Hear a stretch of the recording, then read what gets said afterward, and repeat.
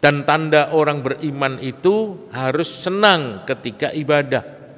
Tanda orang imannya sehat harus bahagia saat taat kepada Allah. Maka kalau kita ingin mengukur, ingin tahu sejauh mana sebenarnya kesehatan iman kita, lihatlah perasaan kita saat kita ibadah. Kalau kita merasakan senang, bahagia, berarti iman kita dalam keadaan baik-baik saja. Tapi kalau kita merasa susah, sulit, menderita, tersiksa dalam ibadah kepada Allah, maka khawatirlah jangan-jangan iman kita dalam keadaan sakit. Sakit iman jauh lebih berbahaya daripada sakit jasad. Kalau sakit jasad, penyakit itu akan hilang saat kita meninggal dunia. Tapi kalau sakit iman, dia akan berkepanjangan terus selama-lamanya bersama kita sampai ke akhirat, kekal abadi selama-lamanya. Maka harus hati-hati, jangan sampai iman kita sakit. Nabi SAW bersabda, "Idza sarratka hasanatuka wa sa'atka sayi'atuka fa anta mu'min."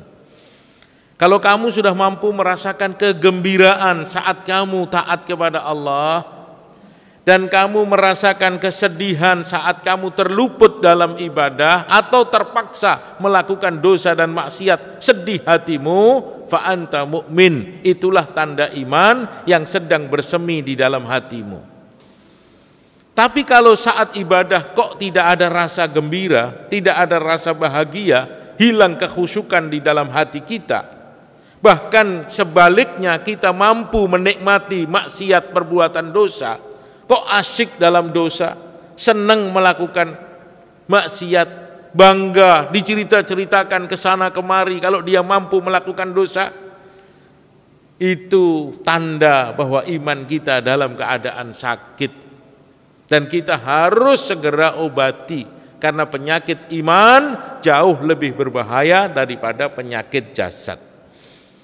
Suatu hari Nabi SAW masuk ke masjid, ada salah seorang sahabat Haris. Nabi bertanya kepadanya, "Kaifa asbahta ya Haris?" Bagaimana keadaan kamu pagi hari ini wahai Haris? Maka Haris menjawab, "Asbahtu mu'minan haqqa ya Rasulullah." Pagi ini iman saya dalam keadaan baik ya Rasulullah. Iman saya dalam keadaan sehat ya Rasulullah. Nabi SAW ingin bukti atas perkataan dia.